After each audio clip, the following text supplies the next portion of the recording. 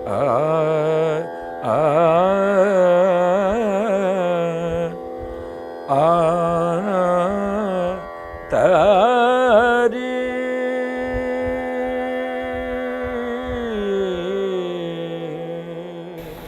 have a better honor than having Pandit Jasraj here with us.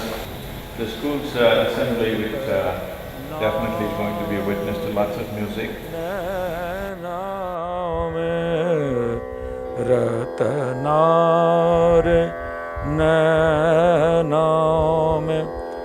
Mohan की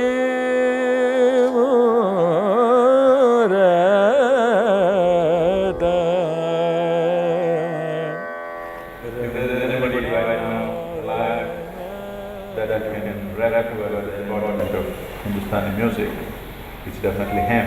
And he being here just for a school assembly hall is a real fortune for us. As in this culture, we do not see music as entertainment. We see it as a very profound way of existing, not just as an entertainment. So it's always been our wish that should take this up as a serious pursuit in their life, and definitely the presence of Jasraj cannot be a better inspiration than this. The only reason why sometimes I have attempted to sing is not because of any knowledge of music or any kind of rhythm or melody in me, because of a singular quality, which is shamelessness.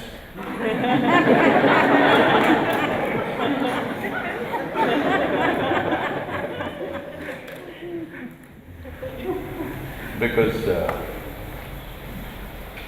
shame is a quality that only people who recognize other people as other people have shame. In my experience, I am a single existence on the planet, that I hold everything as myself, so that one quality I am denied. So I am alone always, so shame never came to me. So I'm sure even the tiny tots were saying, even they will find fault with my music. So what?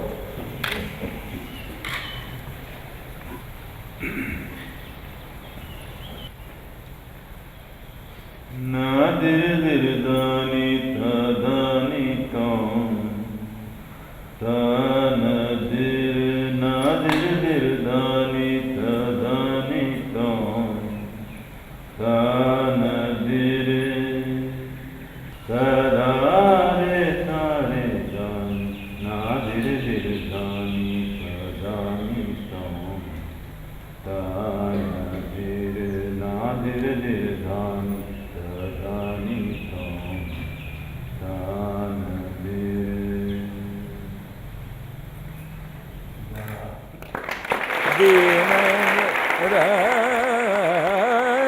मतवार उन मन सदा जग छवि भार लाड झुकी झुकी परत रतना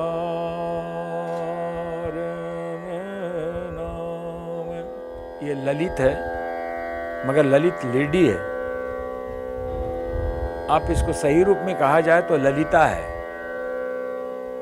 जो कृष्ण जी की एक अष्ट सखियों में से बड़ी सखी थी। वो डांट भी देती थी कृष्ण जी को कि तुमने राधा के साथ अन्याय किया, ऐसा क्यों किया। शी वॉज द ओनली अष्ट सखियों में थी, तो ललिता कह सकते हैं। ललित राग है। एग्जाम्पल किसका दूं? याद है, चलिए भैरव का देते हैं।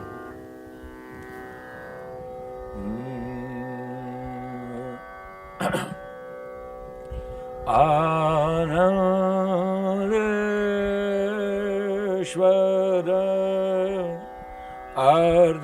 अर्धनारी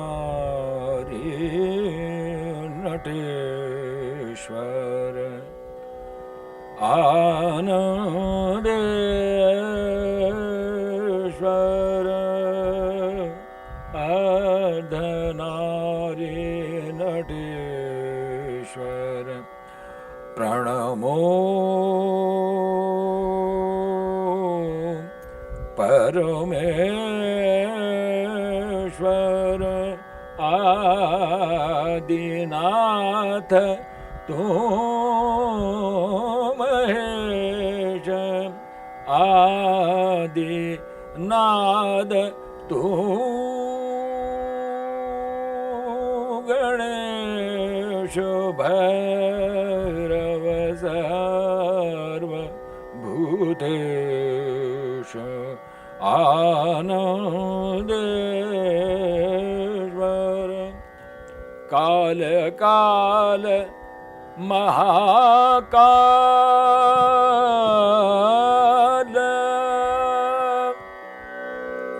काल काल महाकाल जटाजूट रुंडमाल कंठव्याल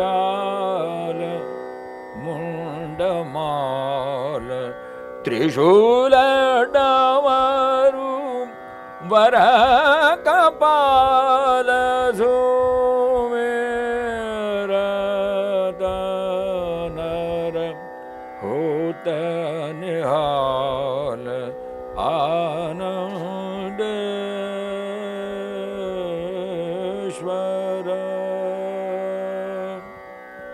ये भैरव है। अब ये कोशिश करके इसको मेल राग बना मतलब इस तरीके से प्रस्तुत करते हैं। और ललित तो गा दिया आपके सामने। तो हमेशा ये राग और रागनियों में ये फ़र्क है कि जो अगर आपको आराधना ज़्यादा करनी हो उस वाले की तो उसको बहुत पसंद है। सच हम भैरव में मंत्र तंत्र बहुत गाते हैं। जितने भी क्या कहते हैं ऋचाएँ हैं वो नियरली भैरव राग के आसपास घूमती है। अगर आप अच्छा मंत्र गाना चाहते हैं तो आपको आनंद देगा इसमें भैरव में और उसको आनंद देगा ललित में। ऐसा है। और शास्त्रीय संगीत से भगवान के दर्शन तो हो सकते हैं। हर भक्त गाता है, हर भक्त गाया है। मीरा ने गाया है, तुकाराम ने गाया है, मतलब सूरदास ने गाया है। कोई ऐसा नहीं है जो भक्त कहलाया जिसको भगवान के दर्शन हुए। No, what he was saying, the other side of it. See, when I was young, when you're young, naturally your body is dominant, you know.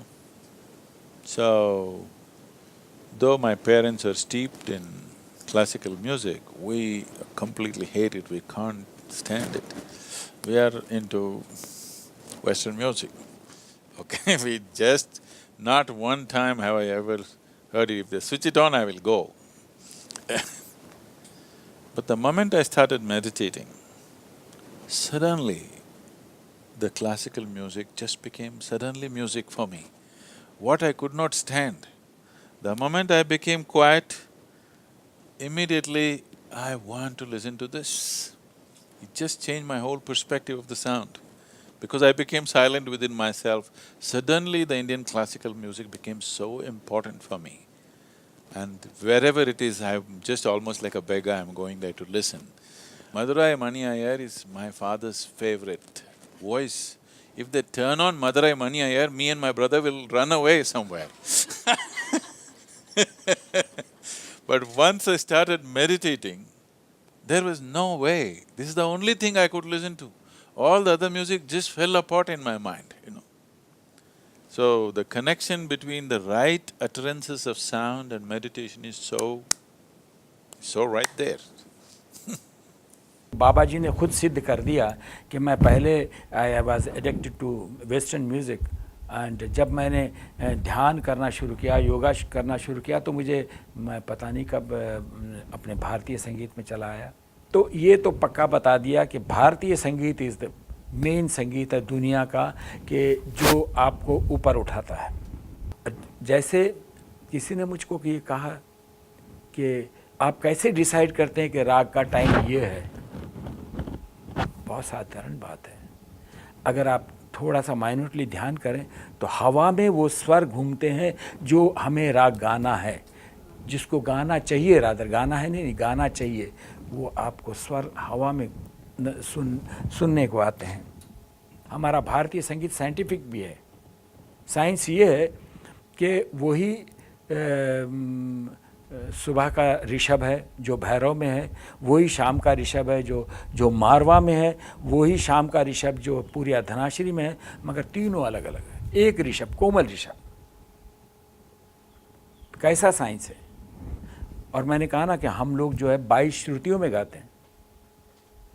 हर एक राग की श्रुति जो है अपने आप बनती है। जिसको अच्छी सही तालीम है उसको सही अपने आप बनती है। उसको सोचना या कहना नहीं पड़ेगा कि भाई ये देखिए मैं ये श्रुति गा रहा हूँ। अगर उसने कहा कि मैं ये श्रुति गा रहा हूँ तो वहीं खंडित, मतलब ध्यान खंडित होके और वो श्रुति यूँ यूँ हो जाएगी। तो हमारा शास्त्रीय संगीत तो आराम से भगवान तक ले जाता है, क्योंकि ये वेरी शॉर्टकट रूट है।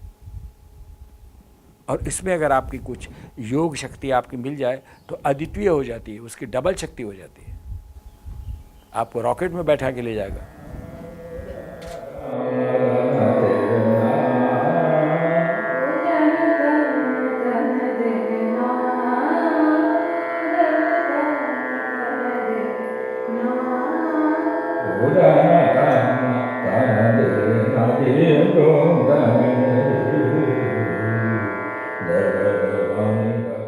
One of the first things that we learn as meditators, since we're talking about sound, is Om chanting.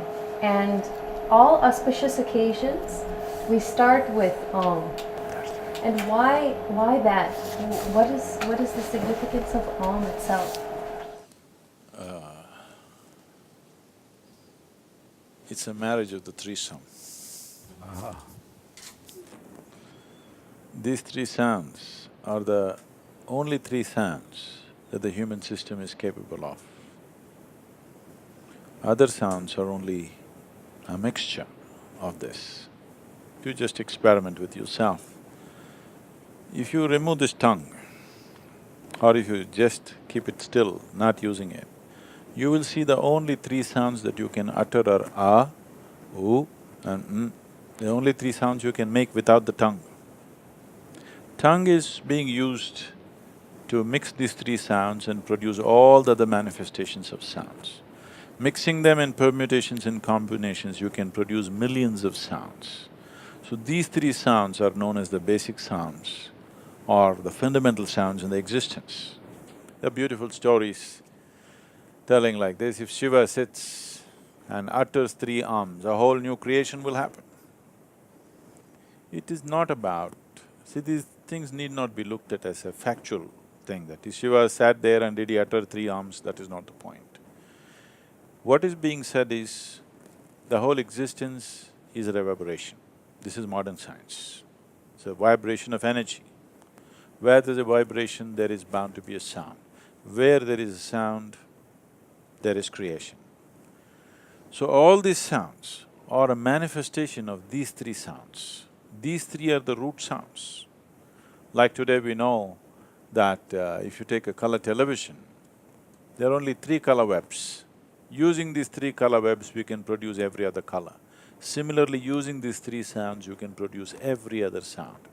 I think in the system of music that he has grown up, I think the first sound is always ah, simply ah. So in India, we have this thing that for children we teach the sound ah, that's why amma, appa, this one, that one, whatever, everything is ah, because ah is the basic sound. And this not in one language, across the world, everywhere sound ah is the basic sound. So these three sounds, if you utter them, they have different things happening in the body. These three sounds are the only three sounds that exist in the system naturally. All other sounds you can produce by mixing. If you utter these three sounds carefully, if you sit in a certain way and utter these three sounds, you will notice, if you utter ah, it carries the reverberation right across the body. It starts just about 3/4 of an inch below the navel and takes it right through the body, because this is the only place where in the energy system, as there is a physical body, there's an energy body. This energy body comprises of 72,000 nadis. These 72,000 nadis meet only at one place, that is just beneath the navel. So this is the maintenance center in the body, this is known as the Manipuraka in the yoga. This is the maintenance center. Even when you were in your mother's womb, your maintenance pipe was connected right here. So this is the sound ah. If you say ah, it spreads right across the body. These sounds have also been identified or ascribed to different forms of divinity. This is Vishnu's sound, his maintenance.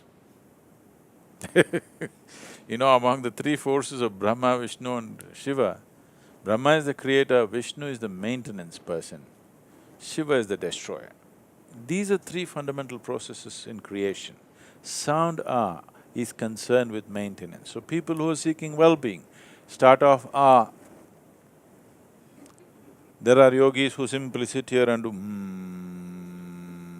nothing else, because they are not interested in that. They're just interested in destroying the limitations of who they are, nothing else.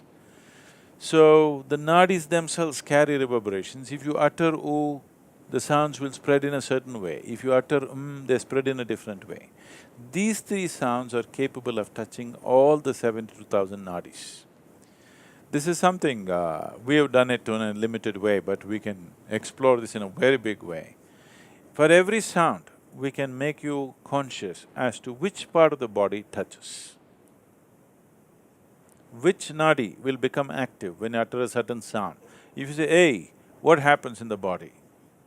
You know, very rudimentary sounds I'm using when you're meditating, I say, hey, that's all. I cannot sing like him. If I could, I would have done that for you, but because I cannot sing, I say, hey. Because every sound activates a certain dimension of your energy system.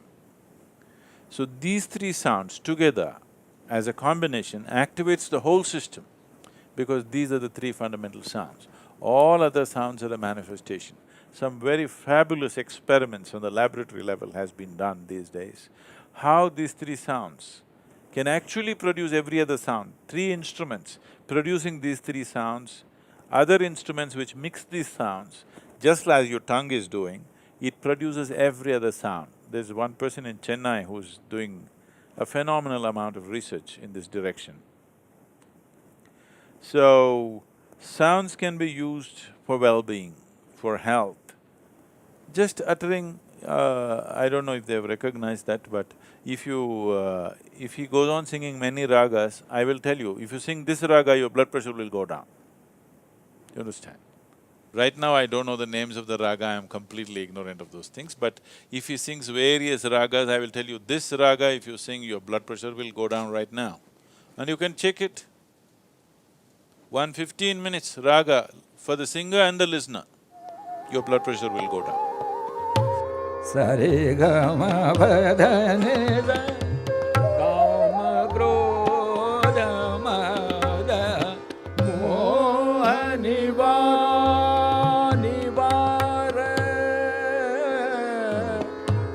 kama krodha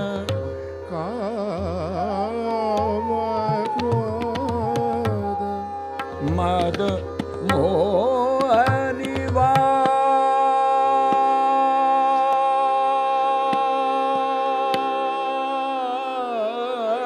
This people are experiencing in a concert. They may not be medically, measuring it, but people are experiencing, they listen to something and they become like this.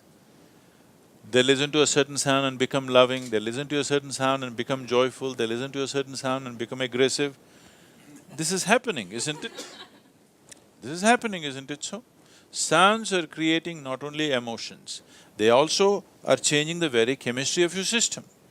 So what kinds of sounds you're exposed to does various things to you, or what kinds of sounds you are generating also does various things to you.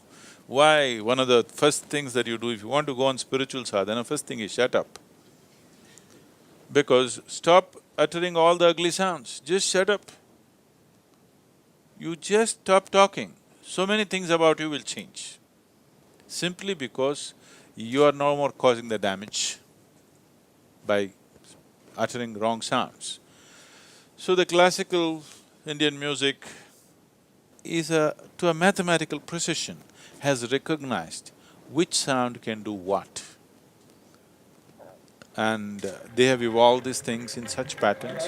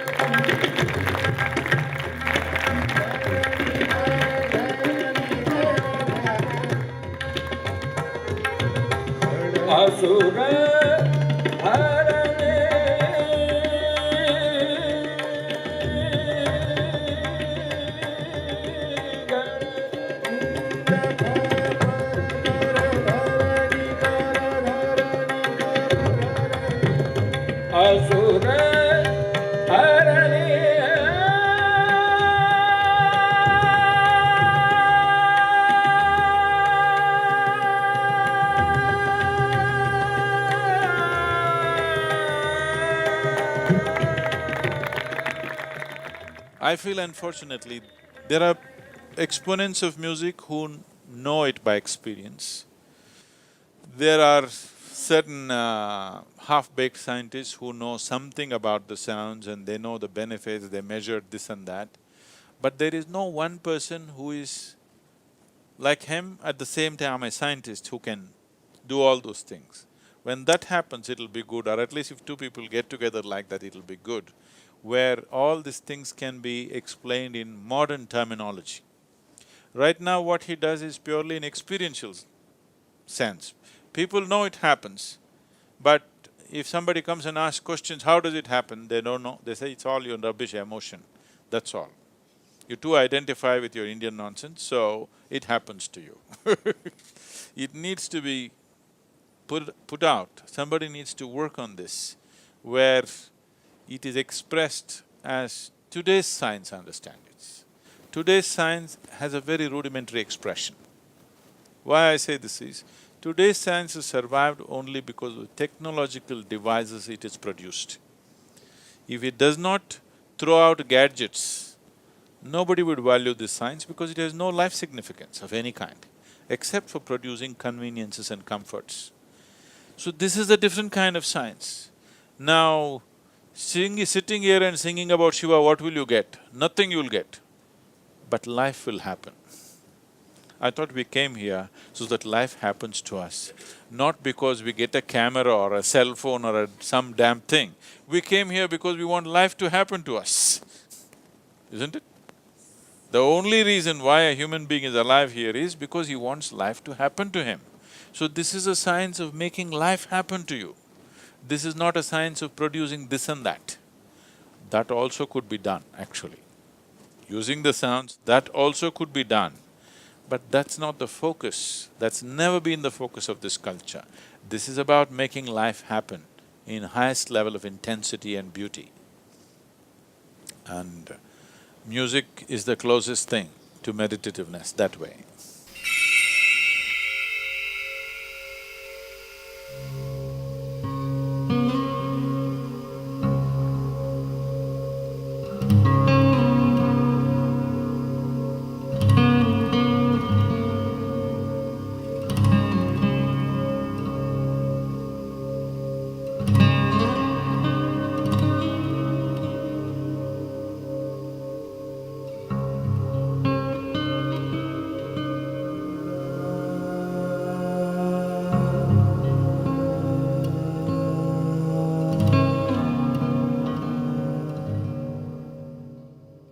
संगीत को हमेशा से भारत में योग का एक हिस्सा माना गया है, तो क्या आप ब्रह्म और योग को कैसे एक्सप्लेन करें? शुरुआत करते हैं, स्वर ही ब्रह्म है, यहाँ से शुरुआत होती है।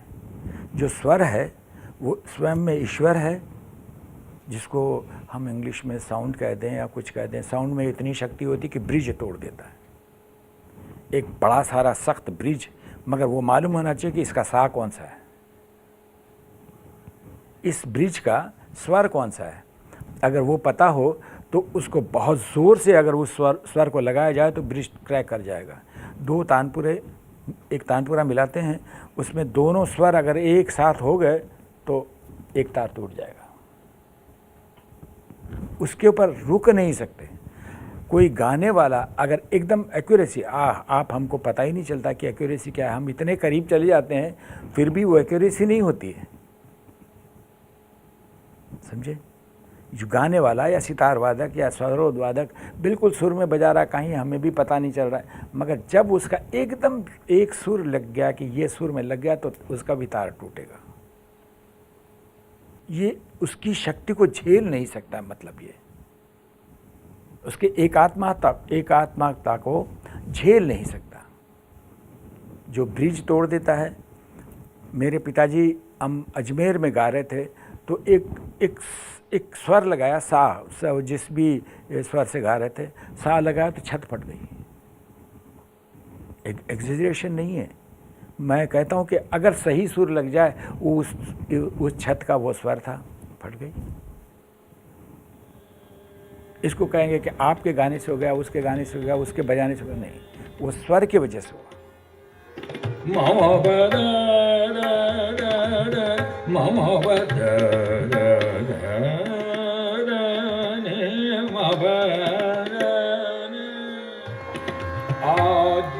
शक्ति ईश्वरी मामा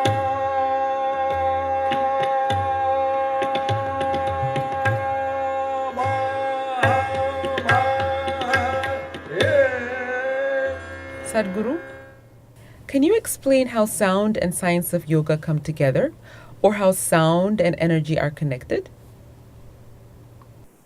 So let's go by the modern interpretation of this, today's science. Today's science clearly, the established science, not the new age science.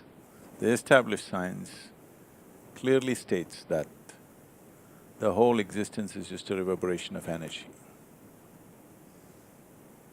Where there's a vibration, there is bound to be a sound. So, the yogic culture always said the whole existence is just sound. The root of that sound is Shiva. Shiva means that which is not. That which is not means silence. So he is absolute silence. When he moved, there was sound. There's a very fabulous story about this, because this is a dialectical culture. Science is always expressed in the form of wonderful stories. When Shiva wanted to came to marry Parvati, Raj, being a king, a prominent king in the area, just about anybody who was somebody was there at the wedding, big wedding. They were all waiting for the groom, nobody had seen the groom. Then he came. He came with his ganas, who are all freaks and deformed beings. When we say deformed, we are saying deformed. It is just that they didn't look like us, that's all. His friends did not look like us for whatever reasons, I'll not go into that now. And they were ganas and yakshas, we're doing the Yaksha festival today. And he himself was smeared in ash from head to toe, and he was in an inebriated condition. He came like this. Parvati's mother, Meena, saw Shiva. This is the groom? They said, yes, and she fainted. She couldn't imagine her daughter marrying someone like this. Then she was brought to consciousness and she could not be consoled. And Parvati went and requested Shiva, please, just for my mother's sake, you're okay with me the way you are, but for my mother's sake, take on a more beautiful form. So he looked at her with his drunken eyes and then he said, okay, and he became Sundaramurti. He became a very beautiful being. Then everybody said, okay, let the wedding go on. Then they sat down for the wedding, he simply sat still there, unmoving. Then when Parvati's… when the time came for the father to offer the bride, they took out the list, the family tree of the bride, the antecedents, her tradition, how the family, everything. All her antecedents were spoken in great pride. Then they asked, okay, what about the groom? Where does he come from? Who are his parents? What are his antecedents? What is his family tree? He just sat still, didn't say anything. When Parvatraj was getting anxious, who is he? What is his parentage? He said nothing. Then nobody said anything, people started getting agitated that he has no parents, he has no parentage, what is this? Then Narada took his ektara and did town.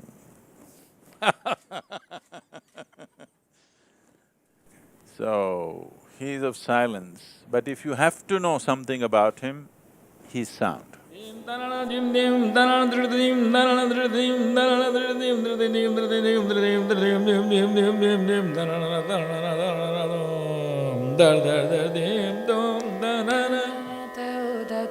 Del del del dim tom ta dim dim danana dim danana dim danana dim danana dim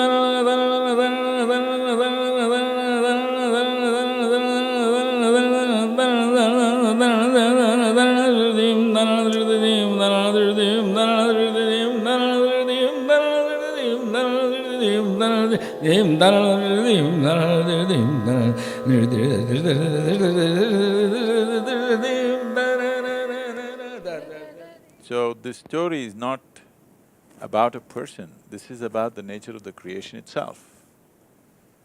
From non-existence to existence, the first reverberation itself is a sound. This is not something that only we are talking about in the yogic culture, this is something that's recognized everywhere. Well, the Bible itself starts off like this. First there was a word and the word was with God and the word itself is God. Word is a human interpretation of a sound. Right now, I am only making sounds. You're making up the words because you assume you know English language. When he was talking, I'm sure Elizabeth was sitting there and it was just pure sound for her. There were no words for her. So sound is… you feel the words if you're chatty, all right? If you become very attentive, you'll feel the sound. If you become absolutely still, then you won't even feel the sound. Everything will be just one pure silence. And everything plays on the surface, but it's just there. Something else far bigger than the sound is just there. Now in the night, if you look up in the sky, you will see a whole cosmos out there, okay? Millions and millions of stars. But you see that only because your eyes are attuned in a certain way. But actually the largest presence out there is emptiness. It's the silence which rules the existence, nothingness which rules the existence. Sound and forms are a small happening. Today modern science goes about proving to you, I'm sure every musician feels it in some way. If you feed any sound into an oscilloscope, which is a sound measuring instrument, depending upon its frequency, amplitude and other dimensions, it gives out a form. This is how the whole science of what is referred to as mantra, yantra, tantra has been developed. Mantra is a sound, a pure sound is mantra. A lot of the music that they're doing is pure mantra, no meaning, it's just sound. If you utter a sound, it gives out a form naturally. So if you observe carefully enough, every form is throwing out a certain sound. Based on this, in this culture, based on this, we created language. Language is not something made up for the sake of communication. Language is like the blueprint of the existence, that what kind of sound does this relate to? The corresponding sound is the name for this form. So if you master the sound, you have mastery over the form. So this whole science of wanting to use the sound as a passageway through the existence, music is a beautiful way of doing it. There are other hard ways of doing it. Chanting. Chanting is a hard way of doing it, pure science. Music is a beautiful way of doing it.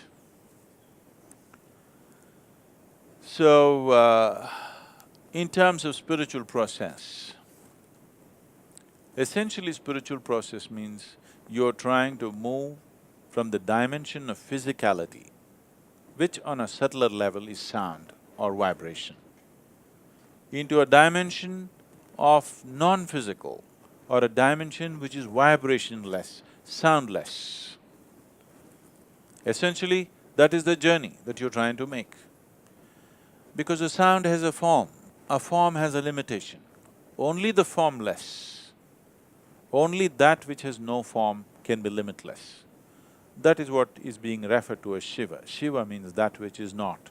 He has no form, no shape, no dimension, no nothing, no qualities. Every other god and goddess, we describe them, ascribe certain qualities to them. He has no qualities. At the same time, he is many things. He is a yogi, he is an ascetic, he is a debaucher, he is a drunkard, he is alert, he is drunk, he is this and he is that, everything at the same time. This is just to beat the logical mind, because mind is always trying to establish, okay, what's the quality? No quality. He has no quality, because silence has no quality, formlessness has no quality. So, music is a good vehicle to transport yourself to that last point.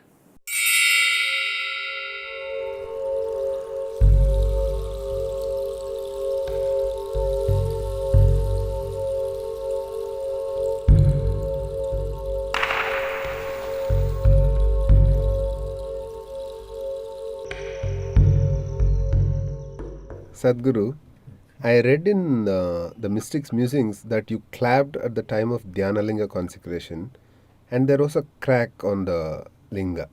Can you explain the significance behind that, and is it the sound or is it something else? You want me to clap now?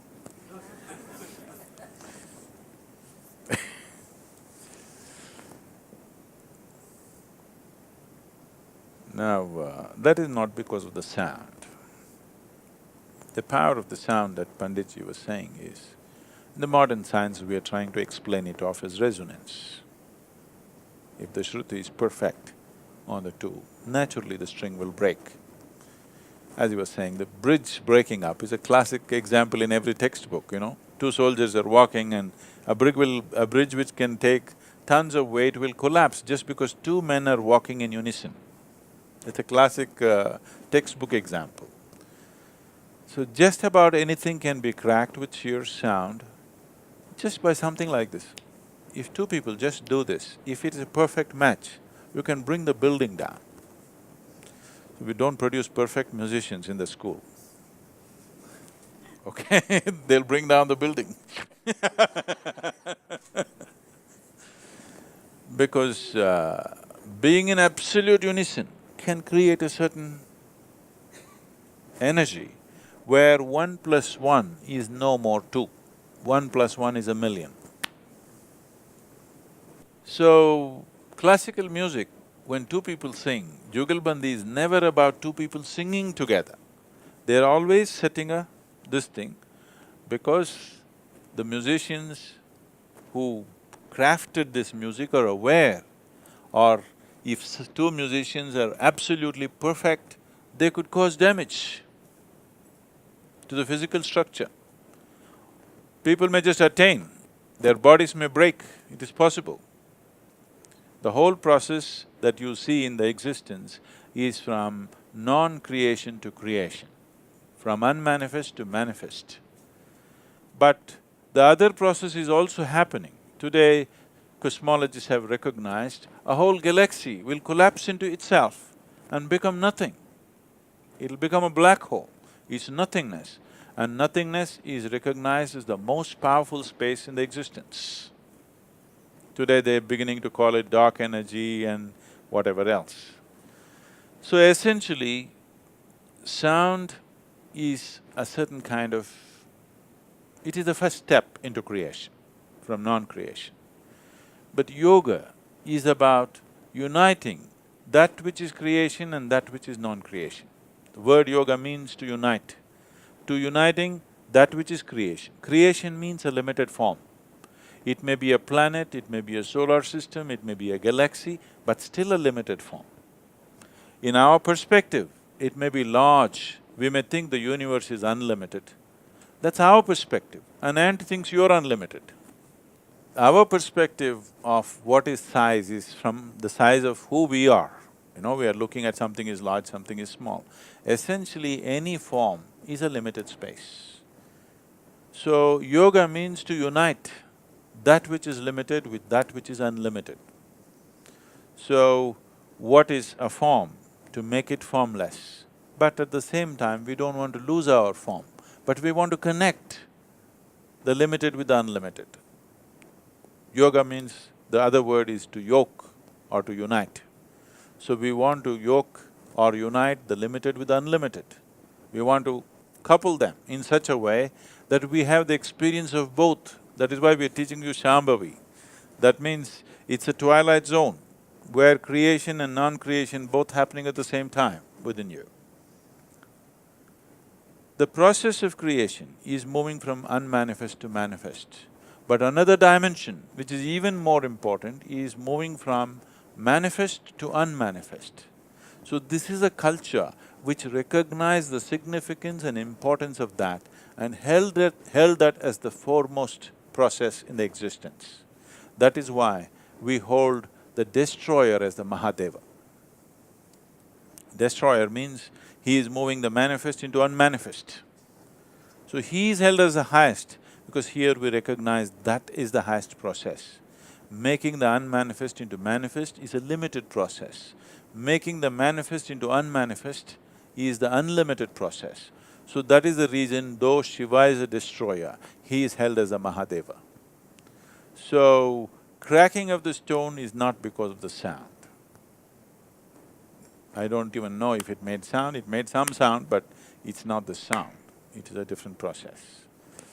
Because if any energy happens at a certain scale, sound gets produced. Have you seen the airplanes sometimes, the fighter jets are going and when they break the sound barrier, boom, like a bomb it goes. All that happened is an object moved faster than what it was. From a certain limit, it crossed that limit of speed and suddenly there's an explosive sound, nothing exploded. See, nothing blew, all right, there's no fire, but there is sound. When a jet crosses the sound limit, there is no fire, there's no explosion happening, nothing great happening in the engines of the jet, but still you hear a boom because an energy is created. So, the energy is the basis of the sound. The sound is not the basis of the energy. It's the energy which is the basis of the sound. Because there is energy in this body, I can make these sounds, isn't it? But at the same time, sound is the basis of energy on another level. It is because of sound that energy has happened. When there is no sound, there is energy but it is unmanifest. It is simply there. So today, modern nuclear science is explaining this in a certain way. You can see virtual protons and virtual neutrons being created if you just as much as add energy outside, not connected to this chamber. If you just play energy around, you will see virtual protons get created. That means creation is happening in an absolute vacuum space. So, in a non-existence, which we are referring to as Shiva, Existence is beginning to happen with the first play of energy. So we say this is Shakti. Energy is Shakti. Once she begins to play, creation begins to happen. The first form of creation is always the sound. So first there was word. And it's both ways. See, we always try to understand everything logically. Logic always moves step by step. Creation does not move step by step. There's no point trying to logically put it on a blackboard and say, this how creation happens. It's a silly way to go. There's only one way. If you cave into yourself, use whatever. You use music, sound or a sledgehammer, use whatever the hell you want to use. But if you just cave in, then you know it. Om Namah Shivaya.